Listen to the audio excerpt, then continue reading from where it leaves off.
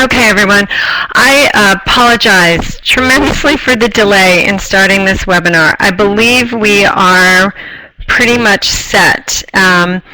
If we have Annie Anderson here with Public Insight Network, and I believe we're going to be joined by one of her colleagues in a few moments. I would love to, let's see, well, I'm going to introduce this session while Annie, I think, resolves any remaining technical difficulties with Angie Henshaw, our tech expert. And I believe, at the very least, Annie, you need to do your microphone setup, probably. So let me get going with this. Welcome, everyone. As you all know by now, I'm Mary Davis Fournier. I'm the Deputy Director with the ALA Public Programs Office and also the Project Director for Building Common Ground, Discussions of Community, Civility, and Compassion. And I'd like to thank you for joining us for today's session on community engagement with the Public Insight Network. And thank you for taking this time out of your day and for bearing with us while we were having technical difficulties. Just as we thought we were in the swing of these webinars. ALA is so excited to partner with the Public Insight Network to support your library's ongoing efforts to spread the word about Building Common Ground program series and all the related activities you've designed around them. I also want to take a moment to thank the Fetzer Institute for their support and funding of this important project. I hope that you all have been availing yourself of the resource on the Fetzer website and via Facebook and Twitter. Before I turn it over to our co-presenters, I want to tell you all how exciting it's been to see some of the promotional materials that you've been sharing over the electronic discussion list. Please keep that up. Please keep sharing them with each other. Everyone seems to really love seeing them. I'm also working with our web designer on a way so that we can post them on the Building Common Ground website. So you all can just do if you post them to the electronic discussion list, we'll peel them off, put them on the website, and you can reference them and see what other folks have been up to, in case, so you don't have to go searching through previous posts. And I also want to mention just a couple of details that many of you may remember from the last time we were in this online webinar room. Please feel free to use the chat section of the classroom, but please post your questions in the question and answer box. It's difficult to capture them in the chat, and our presenters will let you know. I think generally, of course, there will be time at the end to ask questions, but if you put them in the Q&A box and they're relevant as they go along, they will undoubtedly answer them as is relevant as well. So I'd love us to get going. We are so lucky to have Annie Anderson, who I want to make sure, are we all set? Is everyone, Annie, is your audio working? Angie, is everything working with?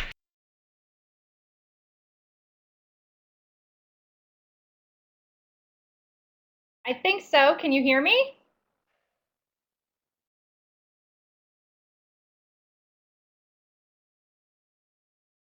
Okay, good. My name is Annie Anderson. I am with the Public Insight Network. And first off, I really apologize for being late. There's a lot of construction going on outside our building to bring in the light rail, and I could not find a room that wasn't going to be affected by that. So hopefully I've found one, but if you hear any weird background noise, that is my excuse. So welcome. Thank you all for joining us. I am the outreach analyst at the Public Insight Network, and my colleague Jeff Jones will hopefully be joining us. He's the engagement editor at the Public Insight Network. And we're just going to tell you a little bit about what that is and go through some of these objectives. So first we'll tell you what the Public Insight Network actually is and a little bit about what we do. Then I learned in a couple of conversations from your wonderful colleagues at the ALA that it might be beneficial to talk about what makes a compelling library project for public media. There are some key elements that could, I think, really help you out with all of that. And then we're going to lastly talk about the ALA PIN project collaboration in a little bit more detail so you have an idea of what we're up to. So with that said, let's just get started with what the Public Insight Network actually is. And I don't know if any of you have heard of us before, and if you have not, no worries, I will explain it. So what we are is we're a tool set and a mindset. So we believe that the intellect of the American people is an amazing asset. And so often the media doesn't unlock that to the best of their abilities. So the Public Insight Network is a way to really help unlock that intellect and that expertise and that experience to create meaningful journalism and create meaningful ways for individuals to participate in news media. So I'm sure you've all been listening to the news or watching it and thought, wow, that's something I've really experienced, but man, they just kind of got that part wrong, or I would have liked to have heard from a real person who's gone through it and not just the academic. Well, enter PIN, that's what we think we do best and how we help. So the basic principles of PIN is that we believe everybody has expertise to share, not just a few people. So I like to say you may be a neurosurgeon by day, but when you get home, you're also a single parent and an avid gardener. And those are all parts of your expertise and valuable facets to who you are and what you know. People know and want to share what matters to them. So if you are a single parent, you're probably going to want to share how that experience has its challenges and what the joys are. And that these connections make coverage much more credible and relevant to the rest of the audience hearing or watching the news. And then that relevance builds trust and a greater audience, because if you see yourself accurately reflected, you're probably going to go back to that news source time and again because that one time they actually got it right. So right now we're actually creeping up on 150,000 people as sources around the country to be a part of PIN, to share their insights and expertise. And then these sources get tapped and used by 60 plus newsrooms that are a part of PIN's media network. And these 60 newsrooms are not only public media. We also have some newspapers, we have some investigative online journalism centers, but mostly the bulk are public media. So just a question for you.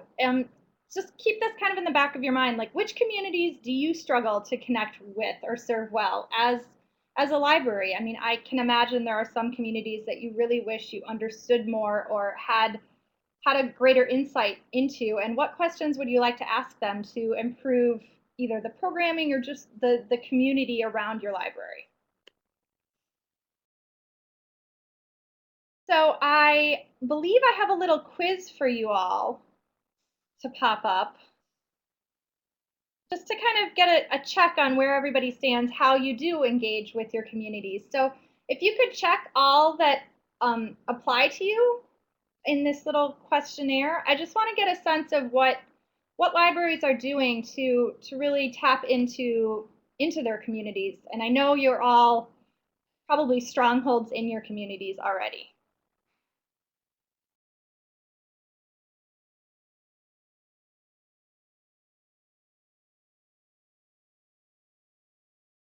Okay, I'm gonna say like 5 more seconds.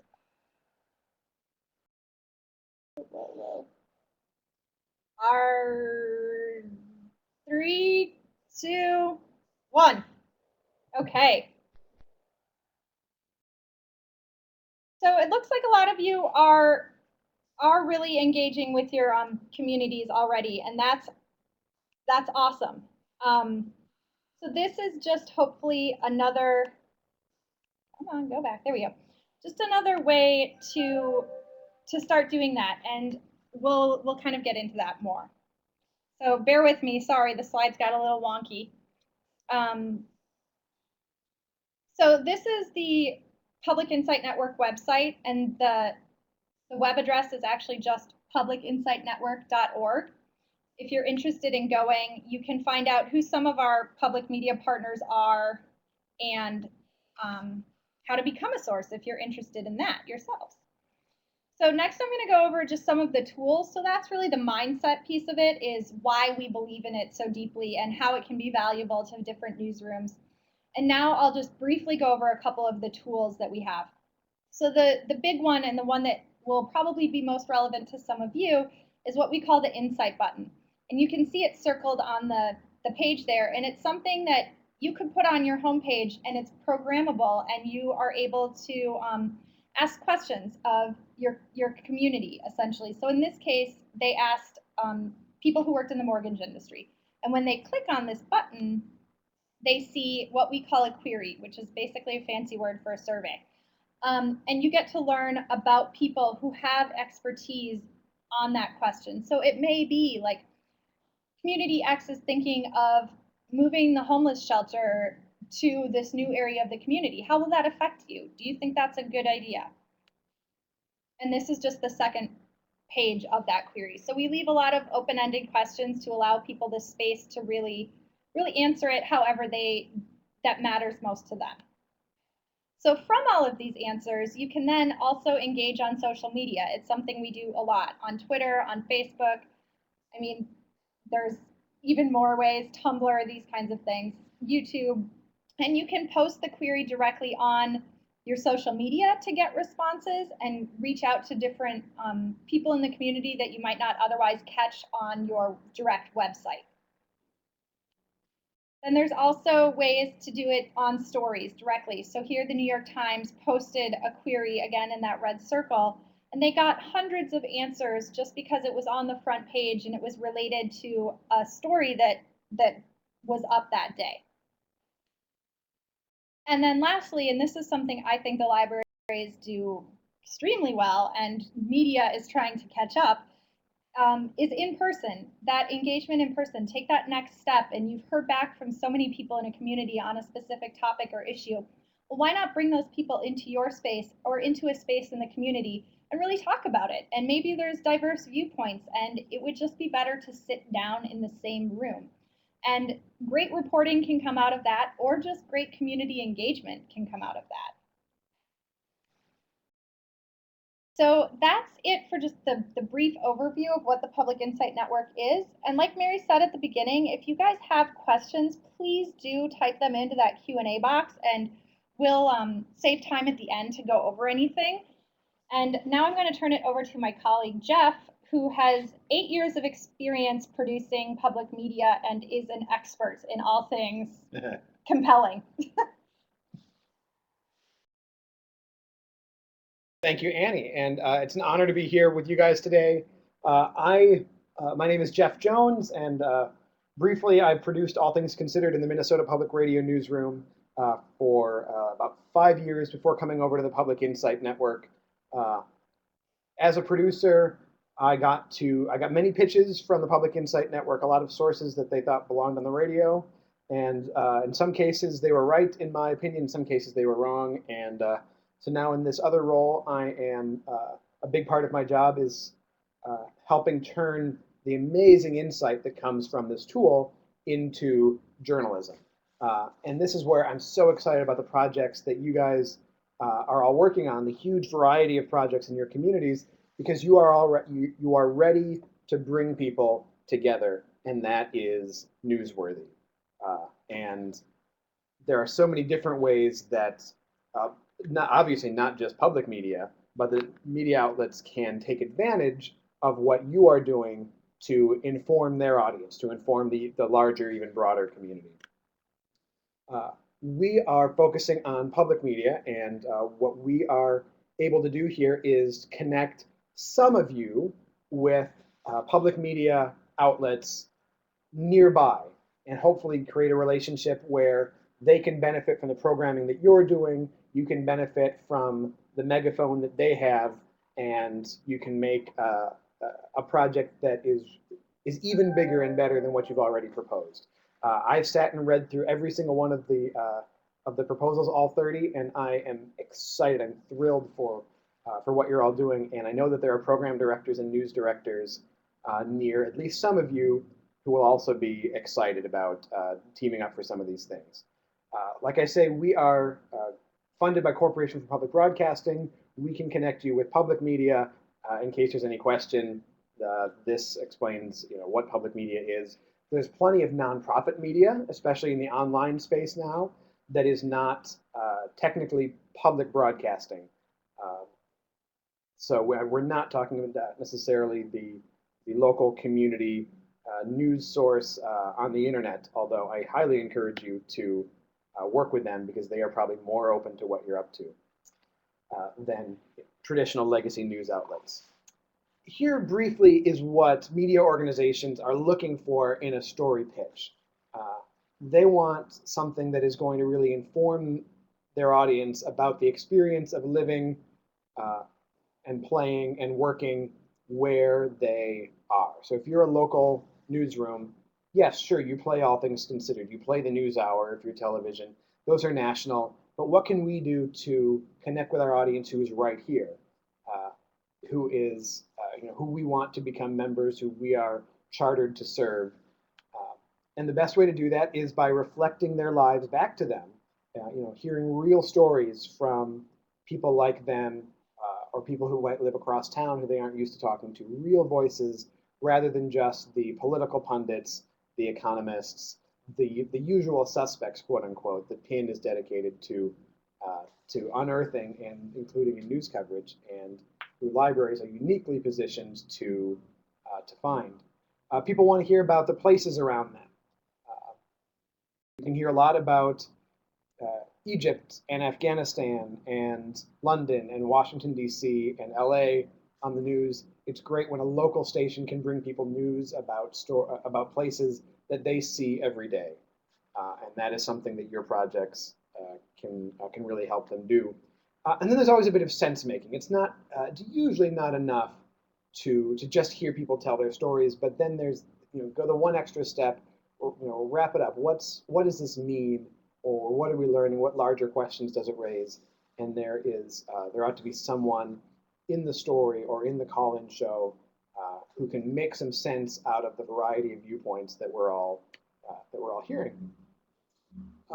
They will be less interested, I'll just tell you, straight ahead press releases. Hey, would you announce our event? Some public media outlets, especially on their websites, will have a community calendar. That's great. Get events put in there.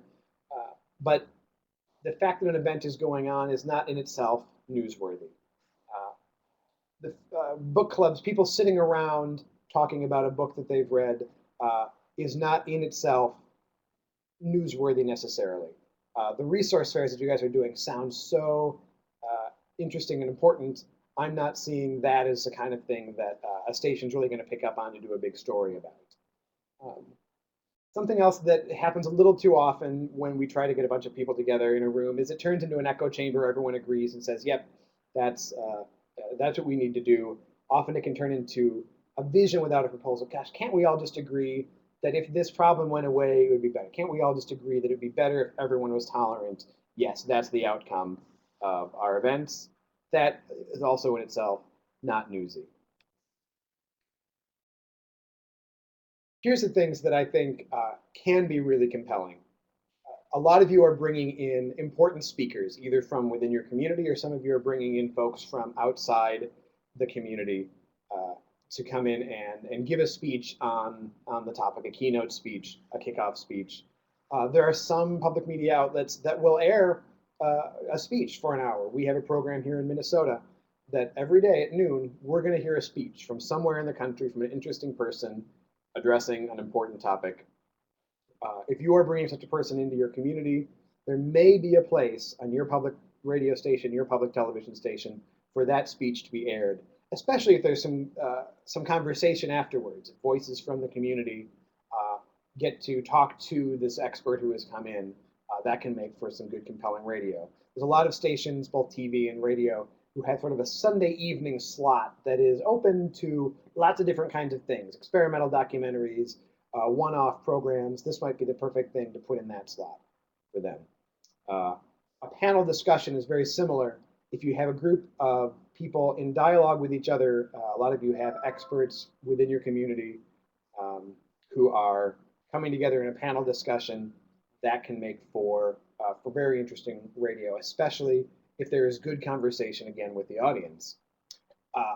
One of my favorite things is oral history, and I love that some of you are trying to collect stories as part of your projects. PIN can really help you do that. We have the collection, we have the querying tool and a collection database that the stories can go into, and I think that radio and TV would be especially interested in airing some of the interesting stories that you collect.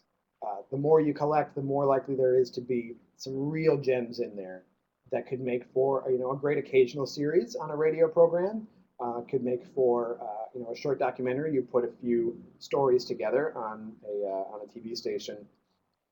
It's the kind of thing that reporters and news directors want to do, but no one has the time to do it. Well, if you're using your influence as the library to collect these stories and offering them up to your public media partner, they could really help expand the reach of those stories. And then in turn, encourage people to come back. Oh, hey, I have a story similar to what I heard on the radio. Where do I go to leave mine? Oh, I go to the library. It's part of this series.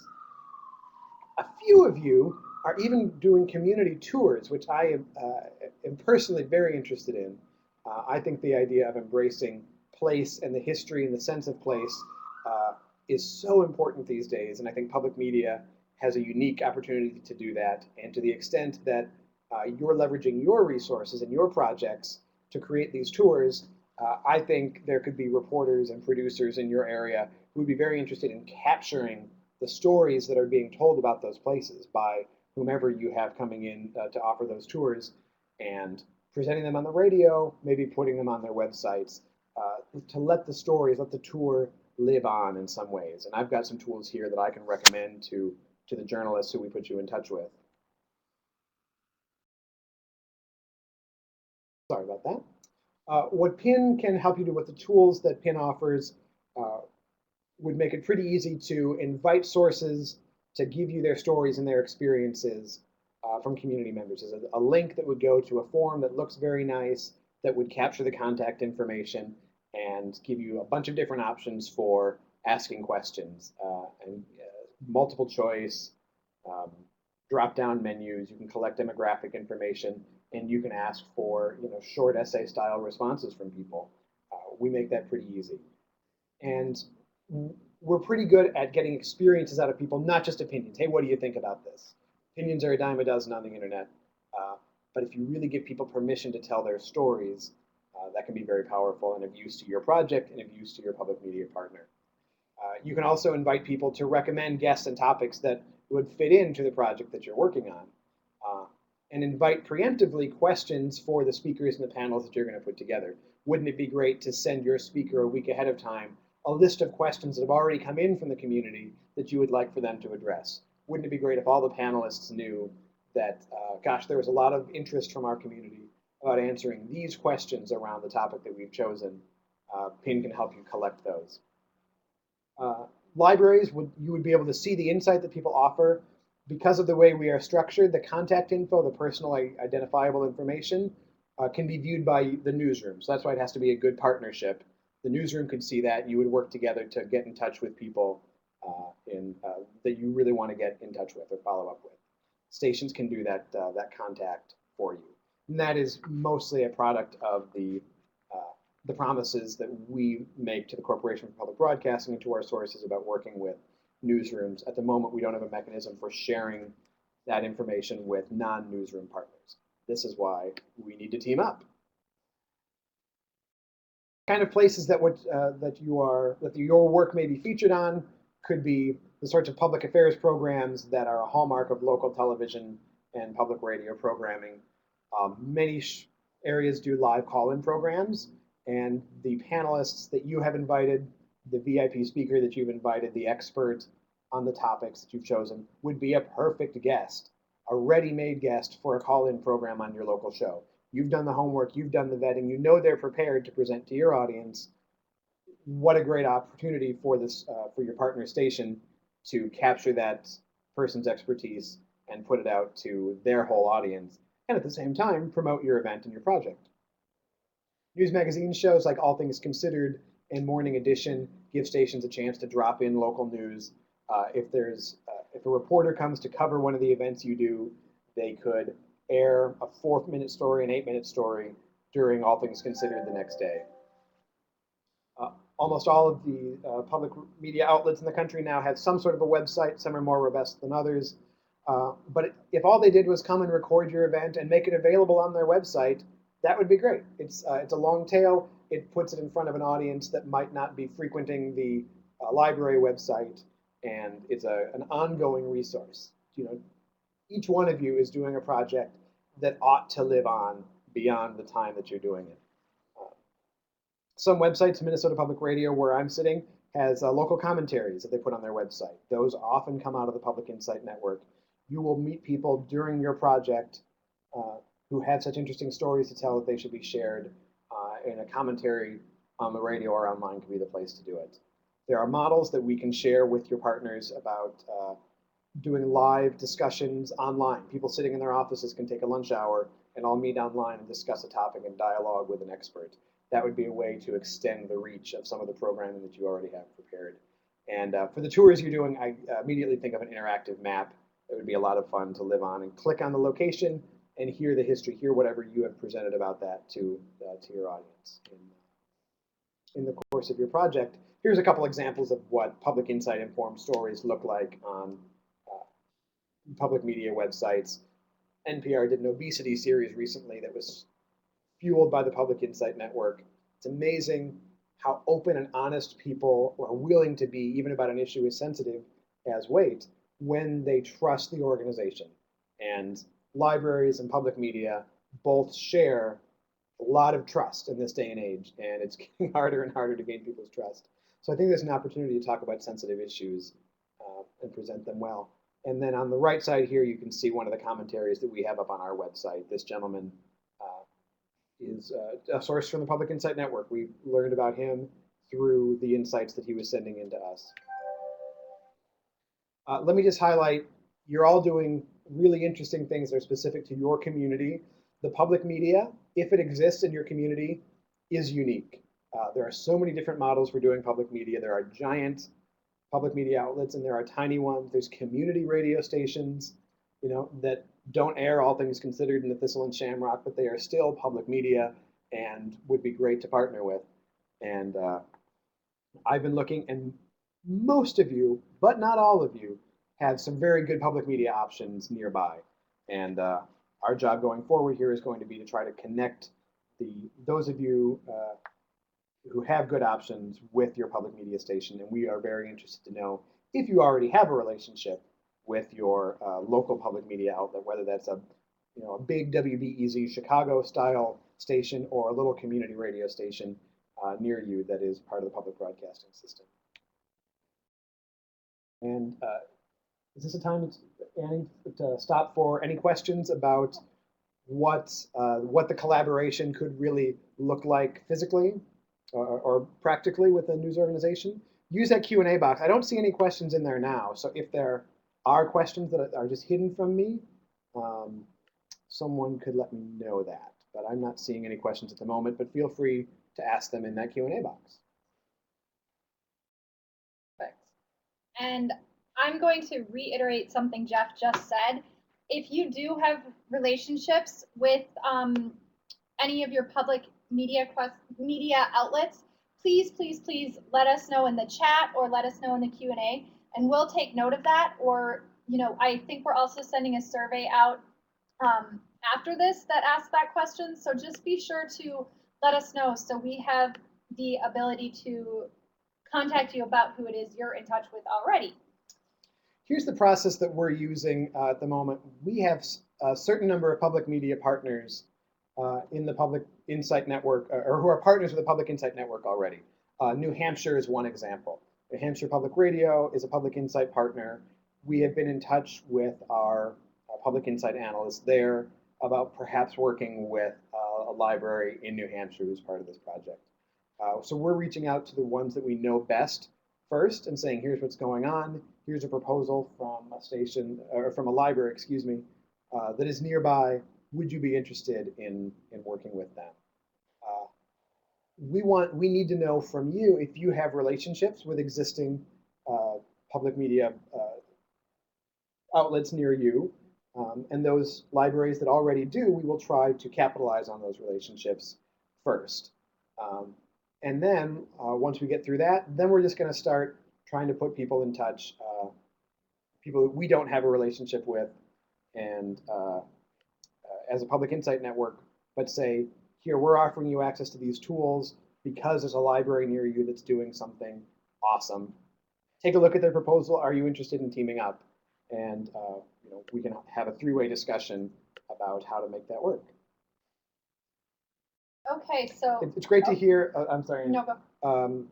Gail Hedstrom says that their local newspaper is an official partner in the project. That is wonderful, and I really encourage that for everyone to get local media partners. Gail, we should talk. We might be able to support those efforts, those partnerships. We're specifically dealing with public media, and but there may be a way to support your efforts there. So let us talk about that.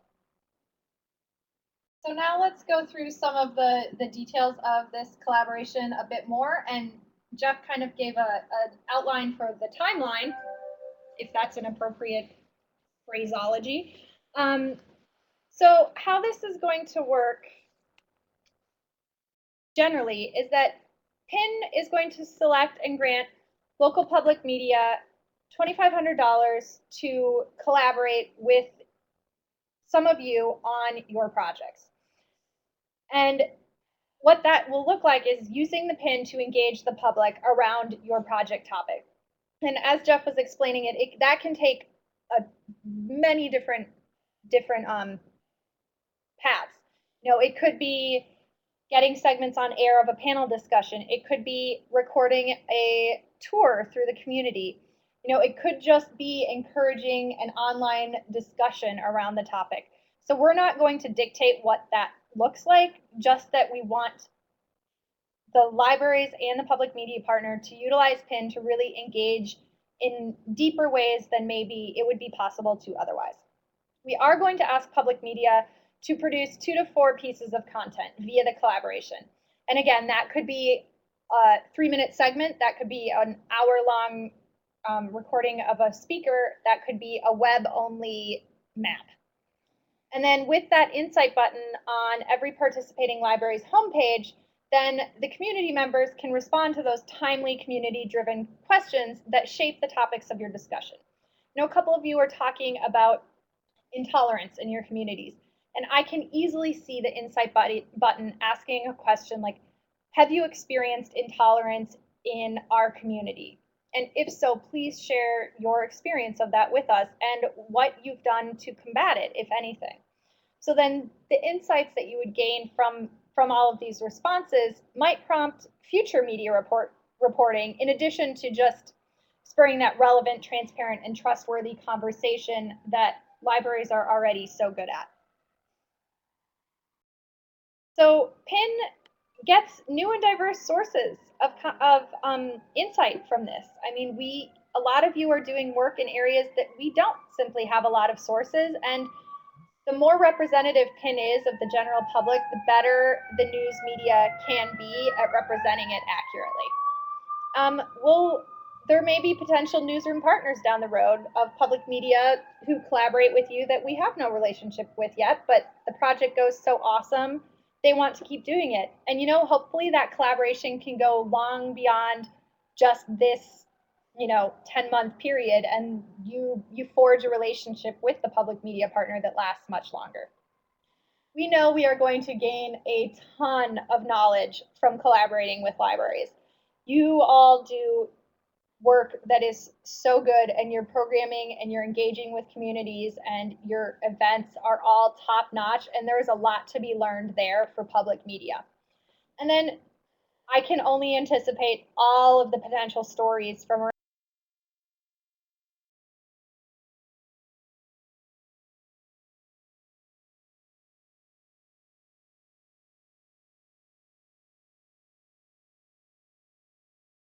around the country that can come from this. Just the diversity of topics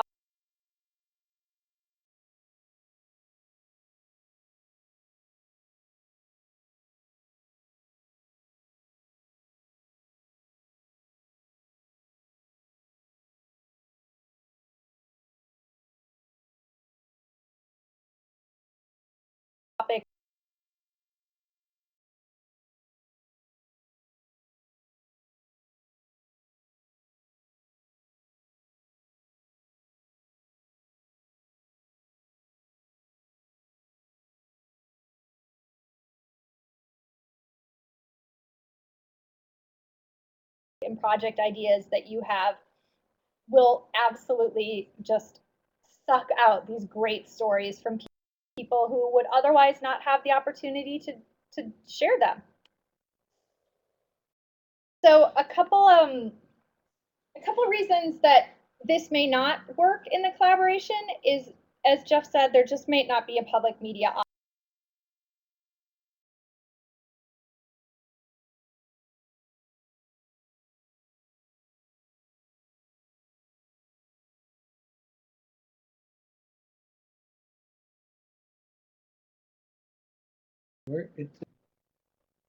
Are we back?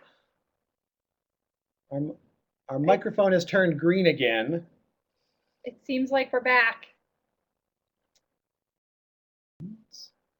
Yes. Hey, all right. Okay. Maybe it was the siren that went by outside. Yeah, sorry. There was a fire truck that went by outside a minute ago, and I've noticed sometimes the interference can throw things very off. So I apologize. We're just going to jump right back in. I don't know where you all lost me, but I was just going over some reasons that this potentially might not work out. So I'm sure you've all read what's on the screen, so I won't belabor the point. So just kind of whether or not we end up partnering with a library directly with a public media outlet, we think what you are doing, every single one of your projects, Jeff and I have read through all of them, we think are fantastic. And I wish more than the libraries were doing this. I wish this was happening everywhere in multiple organizations. And we know it's an election year, and we are acutely aware that the conversation can get very poisonous very quickly. And the efforts that you all are going to bring your communities together for all the reasons that you're striving to do that and learn from one another in these compassionate civil ways is really, really fantastic. And I've already learned so much about places that I've never been just by reading your proposals. And if you can count that as a win, as one person in St. Paul who is now more enlightened, I think you should. And there's guaranteed many, many more to come from that. So thank you for the work that you all do on a daily basis in this project and in other projects. So with that said, please bring on the questions. We would be happy to do our best to answer any of them. And I'll kind of reiterate the timeline. So we're hoping to start contacting libraries and public media partners. Some libraries we want to call just to get some more information, to clarify some things, to get concrete start dates, things like that before we reach out to the potential public media partner. And in some cases, we already have a relationship with the public media partner and we'll reach out to them directly.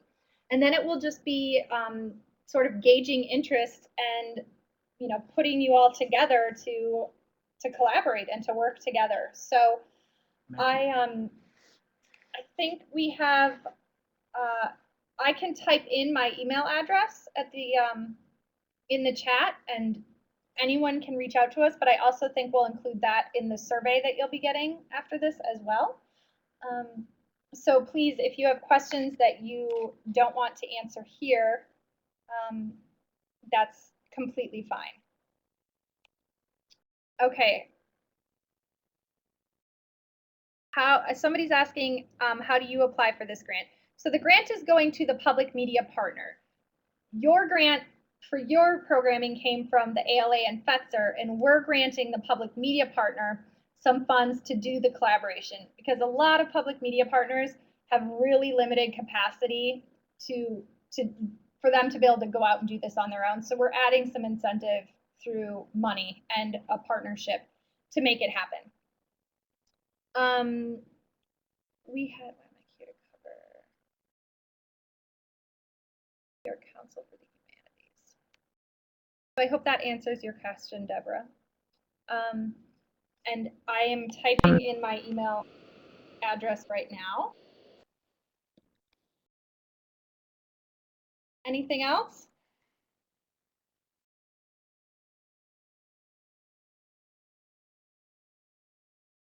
So I am just curious, since I don't see anything popping up, would anyone be interested in using something like the insight button in order to gather insights from your community? Yes. Okay, I'm seeing a couple yeses, which is great. Great. So that's wonderful to hear. How about in Spanish? That's actually a really good question, and we have. Do we have the ability to do our queries in Spanish? We do. Yeah, we do. Yeah, so our queries can be made in Spanish. We'd have to do some manipulating to get the button to be in Spanish, but you can always ask the question in Spanish, and then we could. Yeah, but our templates are available in Spanish. But our query templates are available in Spanish, yes. Do you need to find your own partner? You do not need to find your own partner, but if you happen to know of someone that might be of interest, please let us know that. We definitely are interested in hearing any of those.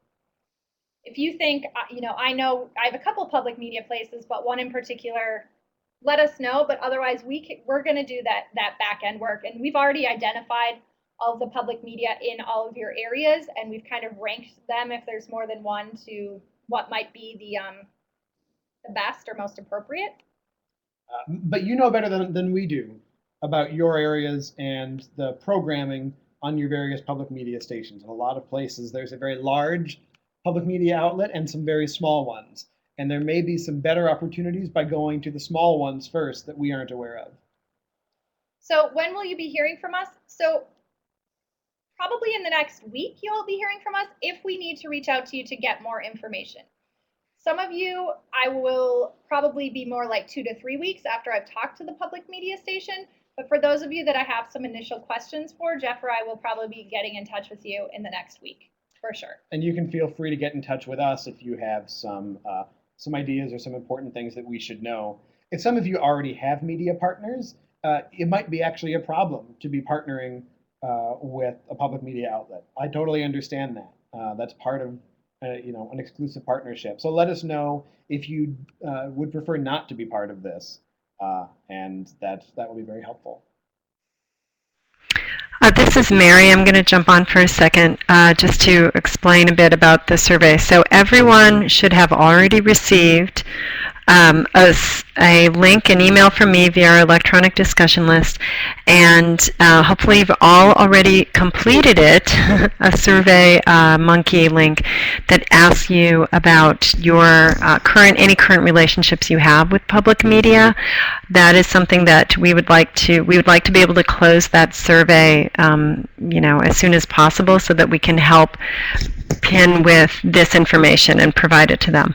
And then tomorrow, you will be receiving a survey that is a follow-up to this webinar, and it will be asking you about the webinar, which undoubtedly everyone will indicate was problematic with audio problems. However, it will also be asking you a few relevant questions about this topic. So we would really appreciate it if you would fill out both of them. That would be tremendously helpful, but especially the first one that we sent out in the last day or so asking for details on your local level partnerships.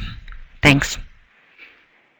There's a question I'm just now seeing. Sorry, Deborah, I missed your question before. From Deborah, asking, so would the public media partner cover the events and then we would just host it on our website or your website?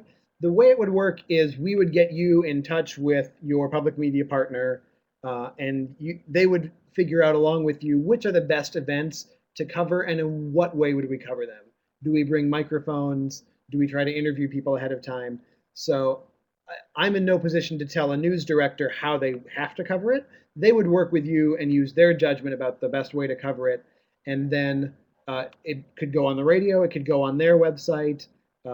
You could create a relationship where you both host the audio afterwards on your website and theirs. That'll be unique to your collaboration. Because while we can offer them money to partner, we can't tell them, here's what you have to do. The fun part is going to be them saying, ooh, here's how this project fits into the way we are already covering our community. So I think we've answered all the questions that have come through. But again, if you have any others, feel free to email either Jeff or myself, and we will get back to you. And like I said, you'll be hearing from us in the next week to maybe 2 weeks, and hopefully we can get some good magic happening between some of you and some public media. I'm really excited about this. When this opportunity sort of started to gel together, it's really exciting. And I've been to a couple of ALA conferences. I may jump to the dark side someday and become a librarian. And I just think the work you guys do is great. It's incredibly admirable, and I'm just really excited to be able to work with you all. So if there are no more questions, I'll hand it back to Mary. Great. Thanks so much, Annie. So I've received a request to resend out our survey link from the last day or so, and I will do that to the via the electronic discussion list within the next hour. So please look for it. If they're ending up in spam, add them to Safe Sender, and please fill that out. And other than that, I just also wanted to mention something that came up in our run-through, and that is that libraries have not, PIN has worked with a number of organizations that have hosted this Insight button, but libraries have not been among those. So this is really something new that we're trying within this umbrella of this very new initiative, Building Common Ground. So it's something we're very excited about, and we at ALA will want to, as well as at PIN, I'm sure, hear from you all who end up having that button on your site and participating in this way, how it worked. We really want to know for future the possibilities that are out there. So I really want to thank Annie and Jeff so much for this presentation today and for being willing to play in our sandbox, all of ours. And all of you, once again, for taking this time out of your incredibly busy days to plug into this activity with the initiative. So contact Annie with specific questions regarding PIN, Angela Thulin, who's with us, and you all know regarding any other sort of media that ALA can be of help to you all with, and me with pretty much anything else. And thank you all very much. I'm going to sign off.